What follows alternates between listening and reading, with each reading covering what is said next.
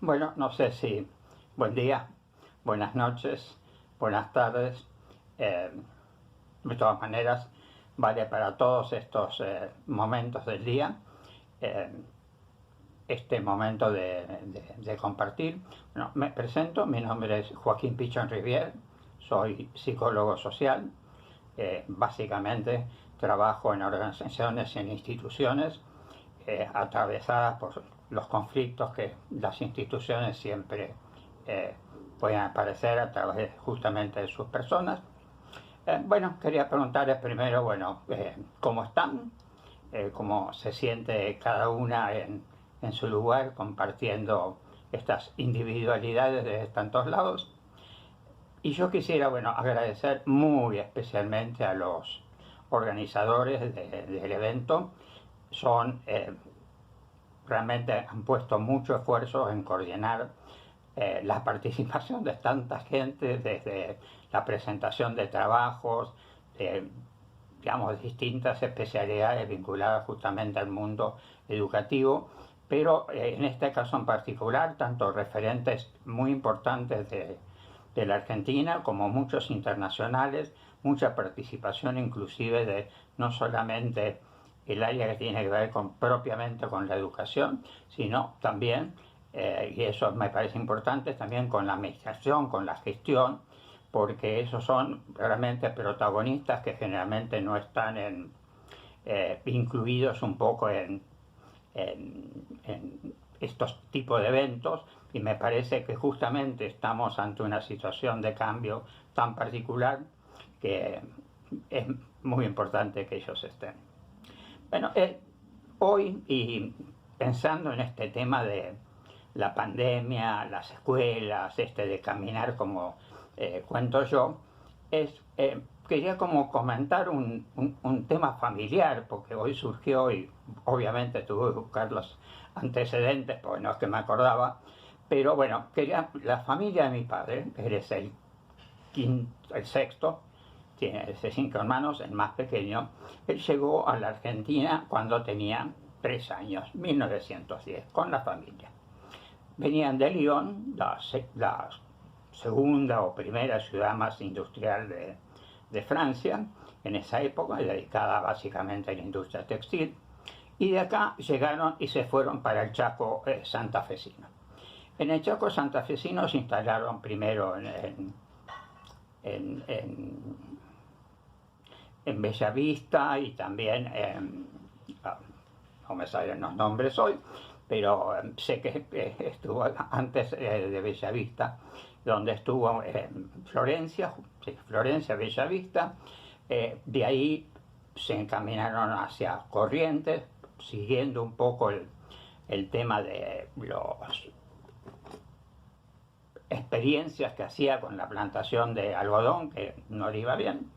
Y hizo la escuela primaria en Florencia, en Chaco santafesino, terminó la primaria en Bellavista, y cuando llegan a Corrientes básicamente se instalan en Goya.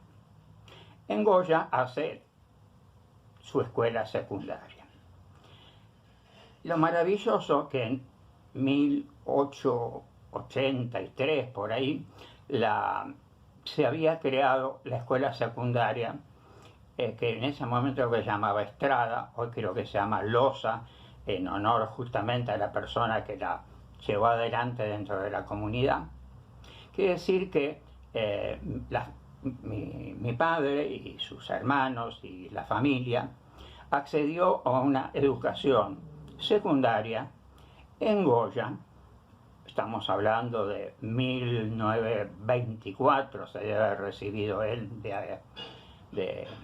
en la secundaria, y esta escuela había sido una ayuda importante de Sarmiento a la comunidad de referentes de Goya, que había hecho mucho el esfuerzo civil de las personas que vivían ahí para tener una escuela de calidad. Sarmiento lo que hace es tomar o contratar las 2 maestras norteamericanas, las hermanas King. Ellas son las que hacen llamémoslo, el seteo de la escuela, y justamente ahí se recibe mi padre en 1924, y lo tomo como una historia particular y especial, porque, digamos, mi padre era el menor de los hermanos, pero permitió que uno de sus hermanos mayores se recibiera, obviamente, en la secundaria, hizo en Buenos Aires y se recibe en la UBA, y se recibió de sociólogo.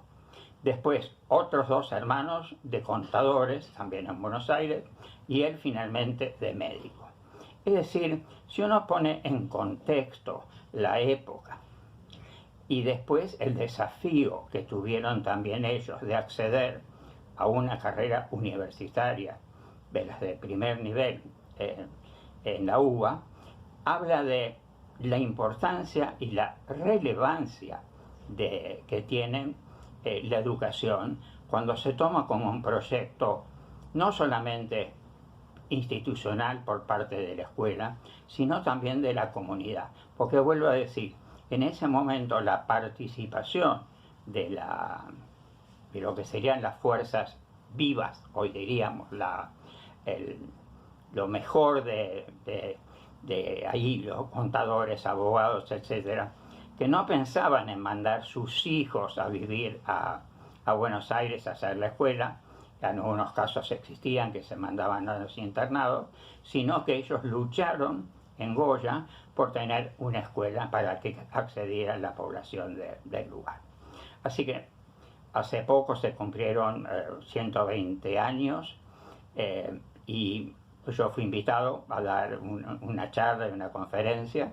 Fue muy, muy, muy emocionante, porque además tengo una prima que desde hace creo que 20 años es docente en la escuela y también lagrimeaba de emoción, y fue un encuentro familiar muy grande. Bueno, esto es una historia personal que me vino, la quería compartir con ustedes. Justamente empecé por preguntarles cómo estaban ustedes. Bueno, yo estoy, bueno, me gustó poder compartir con ustedes esto más familiar. Bueno, ustedes vieron que el título de lo que vamos a hablar, o lo que quisiera presentarles a ustedes, es como expectativas, un poco realidades de la escuela, y que yo hablo muy especialmente de caminar herida la escuela por la pandemia.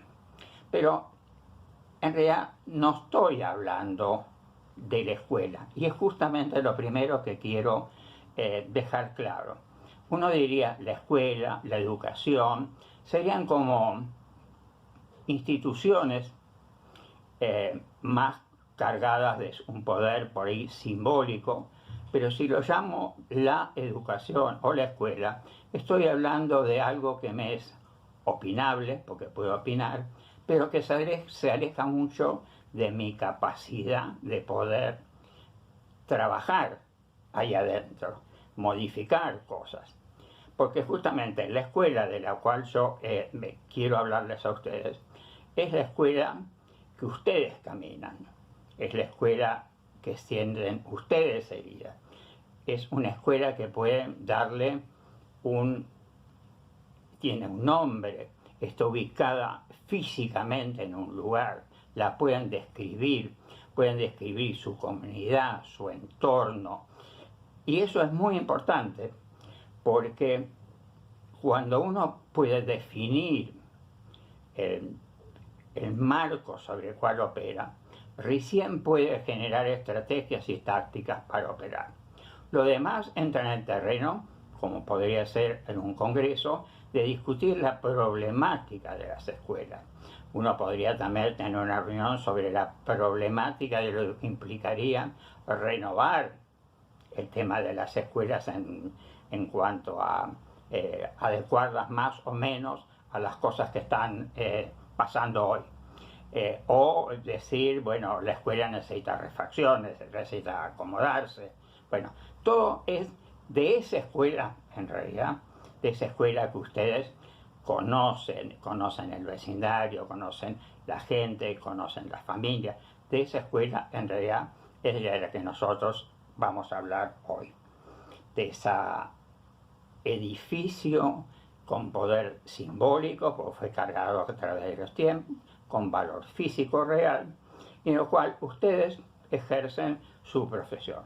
Y por ustedes no estoy obviamente hablando de los educadores, también estoy hablando de la gente de la administración, estoy hablando de directivos y obviamente incluye desde otro lugar lo que sería a los que son alumnos o padres de fuerzas que están vinculadas al lugar. Bien. Tomando esto como ejemplo, yo digamos, puse al principio una frase de Alicia en el País de las Maravillas, en el cual, un poco en la charla de Alicia con el gato de Cheshire, no importa, es Alicia con un gato loco con el cual habla, y digamos, hay algo de locura y pasión en esta profesión, así que me parece bien que está el gato hablando con Alicia, y en esencia, Alicia le pregunta como qué camino tiene que tomar para ir a un lugar. A lo que el gato le responde que depende mucho de a qué lugar quiere ir. Ella le contesta un poco como a cualquier lugar. Entonces el gato le dice, bueno, de eso puedes estar seguro, que si tomas un camino, a algún lugar vas a llegar.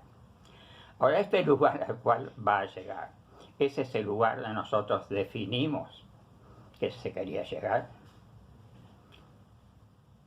No lo sabemos, seguramente no, porque además si llegara, cuando uno llega producto del azar, no existe aprendizaje, porque es producto de una casualidad no planificada. Esto de las escuelas, para mí es importante llevarlo ahora a un proceso que sufrió la humanidad, que es la con la cual conformamos hoy nuestro mundo interno, ese que nos hace tomar distintas, no sé, actitudes. Y estamos hablando en su momento lo que Toffler dijo la tercera ola. Se refería a una ola en particular, a la tercera, pero en realidad vamos a hablar de este proceso que nos llevó a este lugar que vamos a ver que es la primer globalización de algo que existió. Realmente fue el proceso de constitución al llegar hasta donde estamos ahora en la tercera ola. ¿Cómo fue esta evolución de las olas?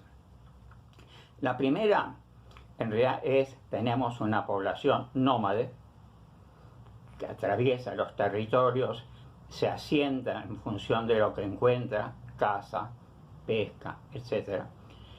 Y sigue caminando. En realidad, la población nómade tiene mucho que ver con todavía un mundo poco habitado en términos de densidad poblacional, donde se manejan grupos de estructuras familiares muy primitivas. Hay algunas todavía nómades en la zona del desierto, en el subsahariana, no sé cómo se llaman, subsahariana, o por ahí, pero existen. Hay también algo en Kenia, he visto familias masái todavía, así, digamos, en esta etapa tan primitiva, pero de a poco, y es un fenómeno global, todo el mundo, cuando digo todo el mundo, es todo el mundo, realmente global, empiezan a pasar de esta población nómade a lo que sería la revolución agrícola. La revolución donde el hombre se asienta en función de beneficios que tiene ese asentamiento, que puede ser tener pesca, tierra para sembrar, obviamente cacería, y lo que va sucediendo es que en esos lugares donde se asienta, se va estructurando lo que sería un primitivo modelo de sociedad. Por ejemplo, en esa etapa de la revolución agrícola empiezan y surgen las primeras instituciones, las básicas. Por ejemplo, la familia. La familia se empieza a constituir de una determinada manera, empiezan a tener, en función de los distintos lugares, distintas posibilidades de ese vínculo, digamos,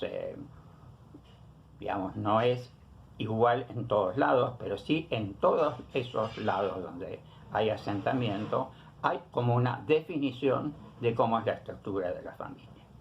También resuelve la problemática de la salud, en el sentido, todas esas poblaciones van desarrollando con el tiempo, llega esto prácticamente hasta algo casi el medioevo y un poco más, el tema de salud que está manejado por lo que sería la figura tribal del brujo, que maneja normalmente conocimientos de hierbas y productos naturales, que a través de una experiencia que va teniendo con la gente, va acumulando conocimientos. De hecho, no es casualidad justamente que el brujo de la tribu, hechicero, como quisiéramos llamar, tiende a ser una persona de mucha edad y de mucho respeto dentro de la comunidad. Pero por otro lado, tenemos, dijimos, salud y medicina. Pero, ¿cómo aparece el tema de la educación? O cómo aparece el tema de la religión. Vamos a tomar la religión también como un organizador. Todas esas pequeñas agrupaciones que van creciendo, y miren el tamaño de las iglesias en términos de movimientos, estructuras, etcétera, de hoy, da cuenta de la necesidad que tiene esa comunidad que va creciendo, es de dar cuenta de a dónde vamos, más que del dónde venimos. La preocupación ante la muerte es existente, entonces ese existente que es previo, ellos le dan cuenta. En el caso de los guaraníes, cultura con la cual trabajó mi padre, por ejemplo, el paraíso estaría definido como un lugar donde la gente es físicamente igual a todos los de la tribu, pero que eran 100% buenos. O sea que la característica que tenía ese lugar a donde se iba después de la muerte era encontrar un estado de plenitud en términos de tranquilidad, de amistad y bondad. O sea, un espacio tranquilo. Después, toda cultura tiene, se entierra, se tierra, se quema el cuerpo, y cada una de esas formas de dar cuenta del momento de la muerte, que sería como esa transición a ese otro mundo, va configurándose de distinta manera, ¿no? Por eso digo, se quema, se entierra. Hay casos inclusive de que se come al muerto como un acto también de respeto, es decir, como el máximo ejemplo de que no se pierde ni se tira es incorporarlo hasta físicamente a uno. Bueno, y así sigue llamémoslo, toda la estructura del trabajo.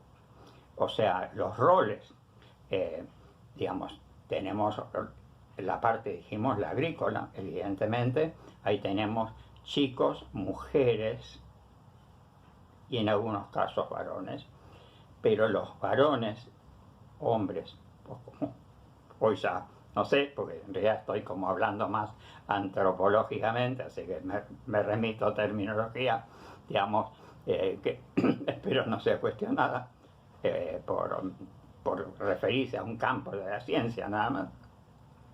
Y los hombres son entonces los cazadores, son los más aptos para cazar, y dentro de la cacería también incluye la captura de animales. Por ejemplo, jabalí era algo que se buscaba capturar, y eso después va a ir dando con el tiempo a los animales de granja. Mientras tanto era alimento, y obviamente la captura en vivo era poder mantener más tiempo justamente la alimentación. Entonces, bueno, ya tenemos el mundo del trabajo empieza a estar organizado por edad, por sexo, por objetivos. Y también aparece la figura de lo que sería ejército, policía, etcétera, porque estas tribus, que tienen como una geografía marcada, también es observada por otras tribus, porque por ahí tiene un mejor lugar, por ahí tiene más animales guardados, entonces está sujeta a la posibilidad de algún tipo de ataque. Bueno, y así, una característica indirecta que se empieza dando con este tipo de sociedad es que empieza a crecer hay crecimiento demográfico, cosa que tenía una tasa cero o negativa en el caso de la nómade. Acá, por las características del asentamiento, mayor confort, crecimiento, etc., empieza a crecer lo que sería la población de cada lugar. Evidentemente, cada lugar en distintas partes del mundo, y no dejen de olvidarse que esto es global, está pasando en todo el mundo en ese momento, resolviéndose distinta manera, pero está pasando en todo el mundo, aparece de a poquito la revolución industrial.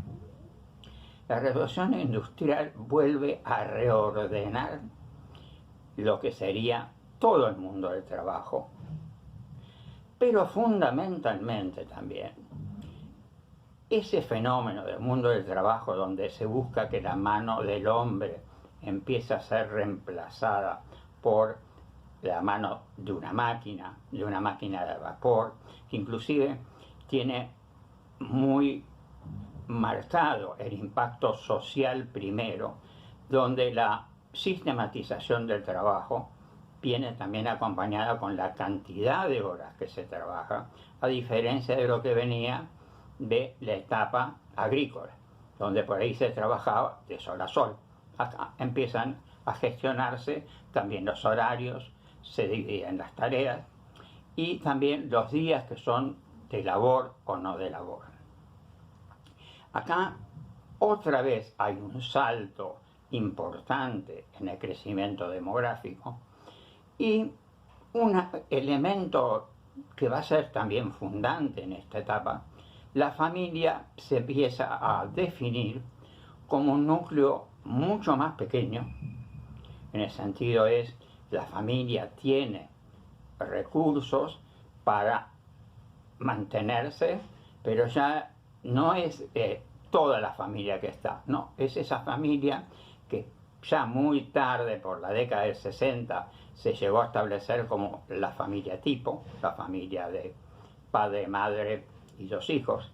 El famoso cuántos hogares en Argentina, cuántas personas por hogar, el promedio daba justamente 4, 3, 8, 4, 2. Digamos que fue definida como la familia tipo. Bueno, antes de la familia tipo, sí se empezaron el hombre tenía este trabajo en la fábrica, la mujer tenía este rol de ocuparse obviamente de la casa, la familia, los chicos, etc. También de la educación, porque ahí sería como un centramiento muy grande del hombre en lo que sería ese mundo laboral, fábrica, y todas las demás que yo llamo las variables blandas, las variables que hacen la diferencia en lo que es la formación de las personas, estaba delegada en la mujer. O sea, la creatividad, en todo caso, del hogar, la creatividad en poder hacer rendir el alimento de una manera, la creatividad de acceder y acompañar a la escuela y al mismo tiempo tener este feedback de los hijos de ese otro mundo, que la hace una persona muchísimo más completa desde el punto de vista humano. Bien, esto es, también empieza a evolucionar, crece, como dije antes, la parte demográfica, no a través del crecimiento más grande de las familias que viven ya en estos asentamientos más urbanos, sino porque se incorpora más gente a estos asentamientos más humanos. Ahora, ¿qué sucede? Cuando este modelo entra en crisis por temas externos, la recesión, un producto que no se vende, o sea, donde las unidades fabriles empiezan a necesitar menos recursos, empieza una migración entre ciudades, ¿no? Mientras tanto, un porcentaje de la población que no está en el mundo industrial ha quedado siguiendo trabajando en lo que fue el proceso de la revolución agrícola. Esa familia de la revolución agrícola va a ser la portadora con el tiempo de los valores tradicionales de la familia. Mayor trabajo, mayor compromiso con la naturaleza, familias donde incluye varias generaciones, o sea, los abuelos, varias familias, la de ella, de ellos, y componen familias mucho más numerosas, obviamente, que lo que serían los asentamientos urbanos. Eso hace que, obviamente, en familias, podría decir que tenemos un eje todavía muy atravesado por la personalidad de lo que sería la revolución agrícola. La revolución agrícola, digamos, evolucionada, o sea, hay ya proyectos en el campo, en la cría de animales, ahí tenemos siembra, cría de animales, y donde hay una cierta interacción de ese mundo agrícola con la parte industrial, sobre todo con el nacimiento del comercio, porque esa familia agrícola no tiene contacto con la fábrica, pero empieza a tener contacto con muchos agentes comerciales, como en este caso, bueno, una vaca, tenemos una carnicería, donde tenemos un intermediario comercial entre lo que es la vaca, el campo, y el consumidor que viene de la parte industrial. Y ahí esto empieza otra vez a generar todo este cambio en lo que se parece, lo llamamos, o muchas formas, pero llamémoslo capitalismo, no en el término ideológico, sino que hay donde los capitales son asignados en distintos lados y lo que crece es el intercambio comercial, como definir el intercambio comercial de carnicería, que aparece como un intermediario. Y con ellos empieza a desarrollarse mucho lo que sería la distribución de bienes y servicios. Exagerando, bueno, tenemos la revolución agrícola en Francia, la parte tradicional que podríamos tomar si en Argentina tenemos un campo de maíz y trigo, en Francia serían los vinos de los chateaux. Entonces, Francia a través de eso se convierte en el referente mundial de la vino de calidad, que digamos, todas las bodegas se llamaban Chateau tal cosa. Y lo que nosotros sabemos, digamos, que es así, eso se llama vino de corte, o que hoy se llama o blend, pero vino de corte era porque los chateaux, alrededor justamente de estos castillos que eran familiares, se plantaban distintas variedades de uvas. ¿Por qué? Porque no se sabía no se podía controlar el régimen de lluvias, entonces el Chateau se garantizaba que teniendo toda la variedad de uvas podía ser, no eran suficientes para hacer un varietal, no tenían Malbec. Tenían Malbec un poco para mezclar con Merlot, para mezclar. Entonces cada chateau tenía su fórmula y eso fue el paradigma del vino, del buen vino, hasta que empezaron a aparecer los bivarietales, los trivarietales, que necesitaban mucha superficie de plantado y eso desplazó un poco el glamour del vino francés. Bueno, entonces tenemos ya conformado que del mundo agrícola nos empiezan a aparecer empresas y elaboraciones que son del mundo moderno, no son industriales. Pensemos en el campo, pensemos justamente en todo el mundo de la fruta y la verdura, como el mercado de exportación de limones de la Argentina a Estados Unidos, o las naranjas de Israel famosas. O sea, de este mundo que aprendió sus oficios todavía en la tradición, pero que va incorporando la nueva tecnología. Bien. Ahora, ¿por qué todo esto hoy, que les cuento, que parece por ahí digamos, ¿qué tiene que ver esto con nosotros? Bien, ¿de qué tiene que ver esto con nosotros? Es que todas estas etapas son globales. Pasan en todo el mundo, están en todas las culturas y están en todos nosotros por igual, independientemente de nuestra edad.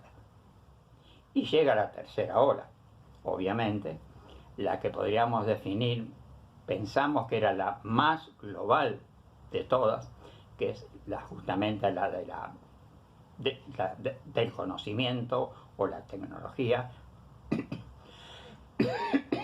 como lo querramos llamar un poco hoy, pero es la otra globalización dentro de la globalización.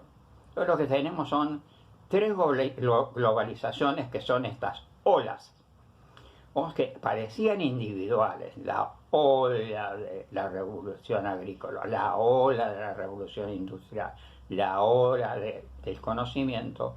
Resulta que nosotros las vemos, no están separadas, están todas actuando al mismo tiempo. ¿Y dónde actúan al mismo tiempo? En las personas. Es ahí donde se incorporan y actúan al mismo tiempo.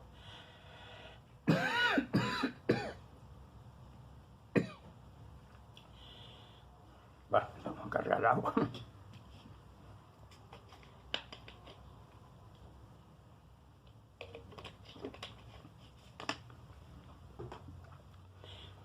Que actúen al mismo tiempo en cada uno de nosotros hace que aparezca y se empiece a formar en nosotros la ideología.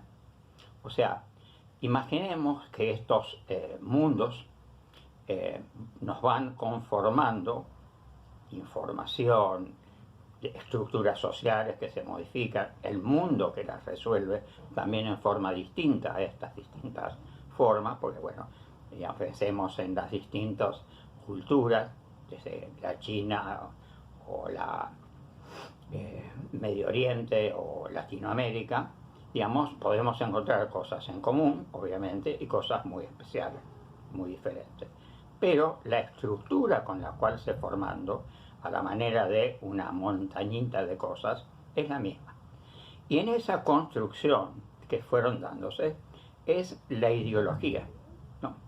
La ideología, un poco que para Schindler, es a quien yo tomo como referencia, dice es que son cosas muy especiales, muy emocionales, que uno va cargando, pero a los cuales cuando las pone en juego, las pone en valor, las pone en opinión, etc., le da una carga de racionalidad tan grande, ¿no?, que no busca llamémoslo, la confirmación física. En realidad tienen un lugar de evidencia en el sentimiento de las personas, que es reemplazado por todo otro, por otras necesidades. Tiene criterio de verdad. Entonces, por un lado, importante, en nuestra interacción con los otros sabemos que ya tenemos como mínimo 3 mundos. La nuestra, que con la ideología vamos construyendo nuestro propio mundo interno, en este entrada y venida mundo externo, mundo interno, voy construyendo también esta policausalidad de mi forma, que va a dar lo que sería mi mundo interno, mi forma de accionar ante los fenómenos, mi forma de pensar, y desde ahí voy a intervenir en los distintos campos. Entonces, bueno, lo importante es porque esto nos lleva al lugar de cómo es cuando nosotros, personas, sujeto, digamos, concepto sería, digamos, cuando yo estoy en una reunión, en un grupo o participando en una reunión de trabajo que tiene su objetivo planteado, etc. En realidad, el sujeto va a esa reunión de trabajo con lo que llamamos su verticalidad, es decir, su historia. Y su historia está formada de todas esas pequeñas cosas, más su propia construcción de ese mundo interno. Por otro lado, todos los demás también. Cuando el tema que los convoca, supongamos que sea un tema de arreglo de la escuela, o un cambio de programa, o qué hacemos con con la forma de podernos comunicar a distancia, en ese momento ese tema se llama lógico como la verticalidad. Es cuando el sujeto pone en valor sus opiniones, sus acciones, etc., en lo que sería el plano horizontal que representaría la sociedad. La sociedad es, digamos, la sociedad que se reunió, cada uno de los que está ahí en el grupo es esa sociedad que se reunió para eso. Pero cada sujeto tiene su verticalidad en ese lugar. Bueno, el ejemplo gráfico, bastante clásico, pero me parece interesante que lo veamos juntos, es la imagen del iceberg, ¿no? En la imagen del iceberg tenemos algo que llamaremos lo manifiesto, ¿no? Que es esa punta que tiene el iceberg, y por otro lado lo latente. Es decir, lo latente es, en lo manifiesto es como yo me comporto de acuerdo a lo esperado. Pero lo que está latente es lo que va a aparecer en el momento en el cual se plantean determinadas situaciones. Así que vamos ahora a recorrer un poco esa transparencia para poder analizarla en profundidad.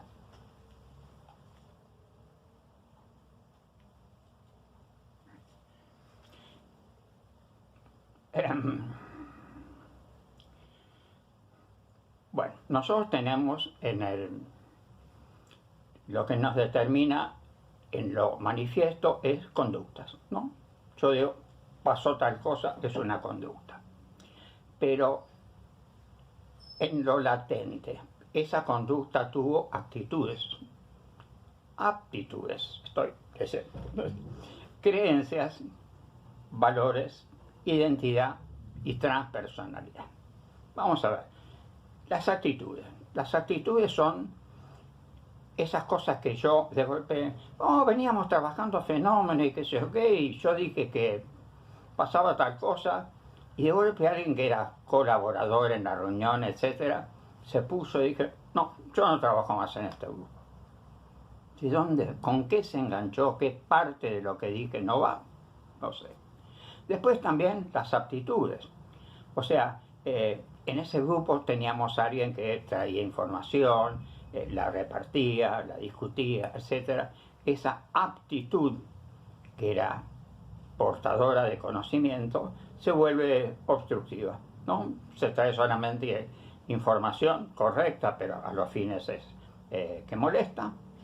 Después están las creencias, o sea, que aparecen como, yo no sé por qué le caí mal hoy, me habré vestido de una manera diferente, se enteró de algo, dije algo, mi compañero, pero empiezan todos estos ruidos adentro del grupo.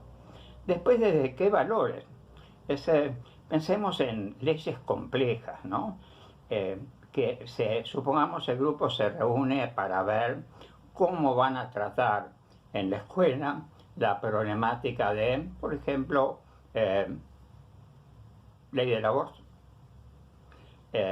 Bueno, ahí puede ser que haya justamente en función de ese mundo interno, etcétera, de la ideología que uno vaya construyendo, hay valores.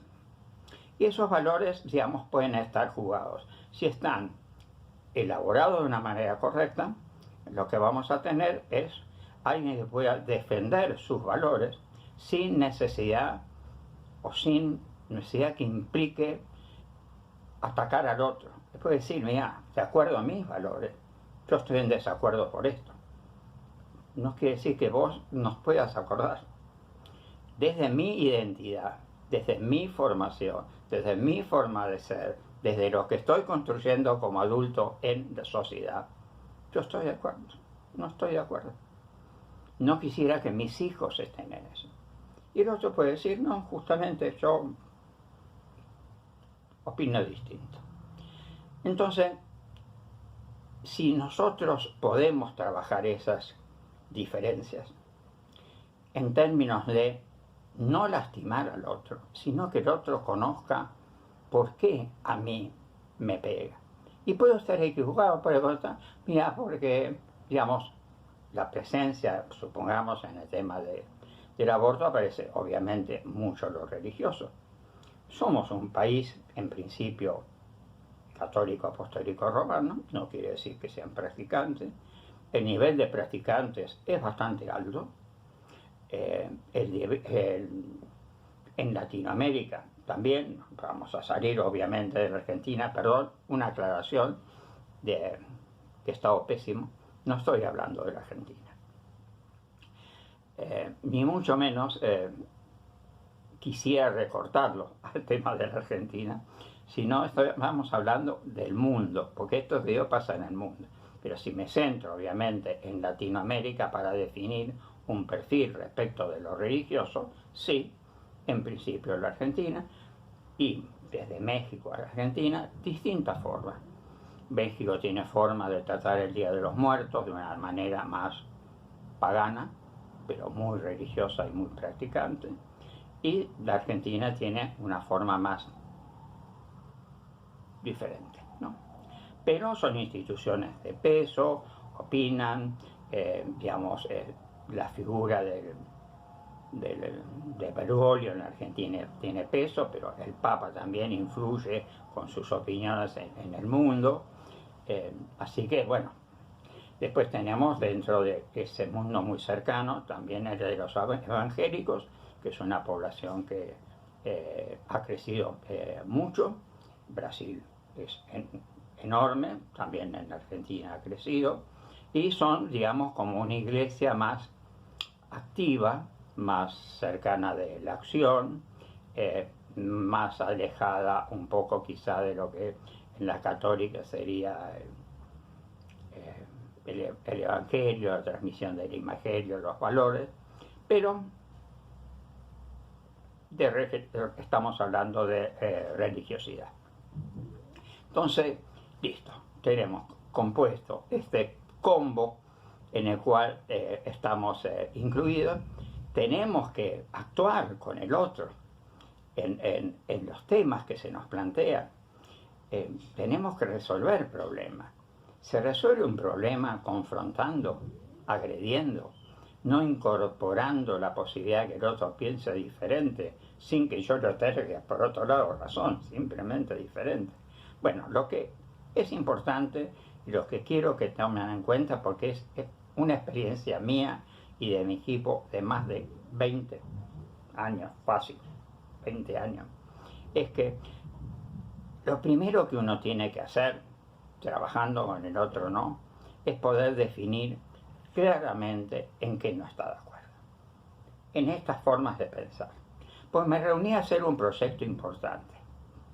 Entonces, yo no puedo contaminar el proyecto con las ideas, porque el proyecto para mí es maravilloso, hay que hacerlo ya, es necesario, estamos de acuerdo, y se nos fue toda la reunión peleándonos por un tema ideológico. Bueno, se comprende la bajada, es así. Yo tengo que limpiar esos elementos, lo puedo ver en un deporte asociado, en toda la vida. En esto no estamos de acuerdo. Dios no existe para mí y tal cosa no. Bueno, para mí sí. Pero no se habla más de eso.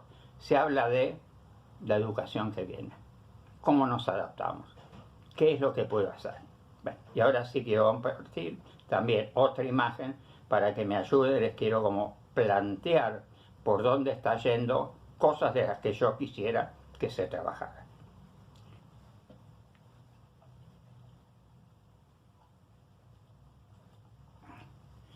Bien, acá también voy a leer lo que está, mientras ustedes la ven.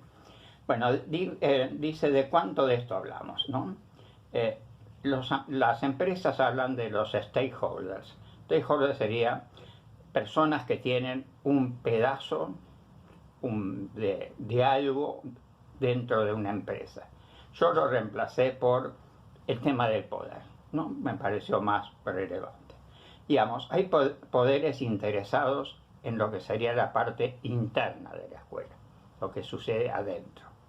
Y hay poderes interesados que están en la forma externa. Entonces, vamos a poner en transparencia. Entonces, dentro de los poderes internos, ¿qué tengo? Por ejemplo, la dirección y la secretaría es un poder que está adentro de la escuela. Digo, secretaría, no sé honestamente la terminología correcta, pero bueno, ese sería el lugar de la conducción. Y también tenemos docentes, personal administrativo y el alumno cuando está en clase. Lo tomo el alumno cuando está en clase, porque si no, el alumno es poder del mundo externo. ¿Cuáles son los poderes interesados externos? Los ministerios y las secretarías, ellos determinan generalmente una bajada sobre la cual uno no tuvo mucha posibilidad de opinar. Después tenemos los sindicatos y partidos políticos en el municipio. Tengo el sindicato, obviamente, que me representa, pero también tengo después los agentes sindicales que están en mi zona, ¿no? Que pueden supervisar, que pueden dialogar. En mi mundo con el cual trabajaba en las organizaciones, he trabajado mucho con sindicatos, me he llevado sorpresas, me han resultado muy difíciles a veces de cambiar, porque vienen como con la consigna, hay que hacer esto. Y yo digo antes de que lo hagas, querés que charlemos, tomemos un café, pero no te quiero hacer cambiar de idea, quiero que pienses otras ideas, mejores, superadoras, crear mejor a todos, a ustedes, y a las personas, y que la empresa también. Esas cosas a veces hay que hacer tal cosa, y sí, hagámosla, pero también hagamos esto, que mejore. Entonces tenemos los sindicatos y partidos políticos en el municipio, seguridad pública y salud, ¿no? Esas cosas tenemos un evento deportivo, etcétera, o en este momento en particular temas de salud dentro de la escuela nos han hecho llevar a que no podemos tener ese cara a cara, pero lo vamos a enfrentar dentro de poco. Ya hay protocolos, ya escritos de cómo será ese regreso a clase. Vi las características, en realidad me parece, como psicólogo social, que tiene una bajada muy racional. Me parece que está muy descuidado el trabajo de lo psicológico, de ese encuentro con esa nueva realidad, que piensen, por otro lado, no solamente es el impacto de volver a la escuela, sino la carga de toda esa cuarentena que han tenido, seguramente llena de experiencias en el hogar, en función también, pensemos que hay hogares que han vivido la cuarentena en forma muy dura, muy precaria, no confortable. A veces pensamos en gente que tiene más espacio y que puede repartirse, me voy a trabajar. No, hay un 40% de la población seguramente que no ha tenido ese nivel de confort. Y por ahí en esos hogares ha crecido cierta problemática de violencia familiar, etc. Pero lo que sí, con certeza, muchos de esos hogares no han tenido la posibilidad de una mayor intimidad para separarse. Entonces los ha obligado a trabajar de otra manera. Eso es lo que yo llamo, no es gente que pase hambre. Eso es pobreza, pero es pobreza también en términos de acceso a un mejor calidad de vida, digamos, ¿no? Largo, un tema, me gustaría charlar en todo caso, tema de pobreza y alimentación y salud, por otro lado.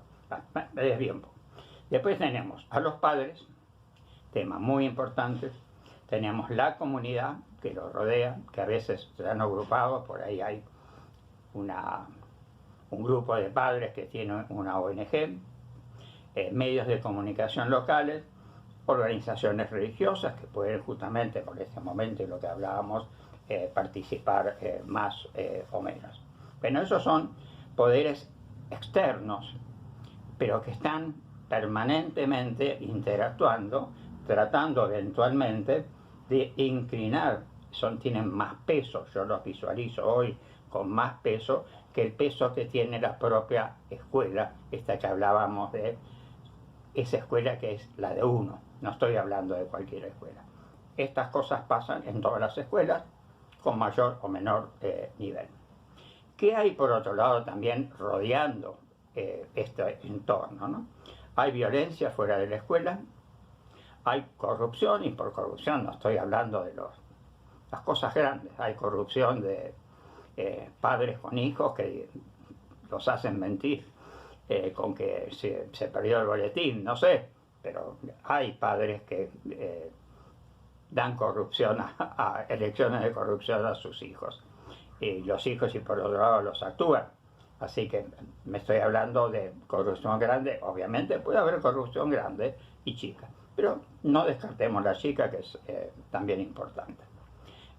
Temas de drogadicción, quizá por la edad en particular que pueda tener el alumno, no esté, pero después está el tema de lo que sería, no el chico ese en particular, sino el clima familiar, con el tema de la droga, puede haber otros hermanos, puede haber temas vinculados a la economía de ese hogar, vinculados a la droga.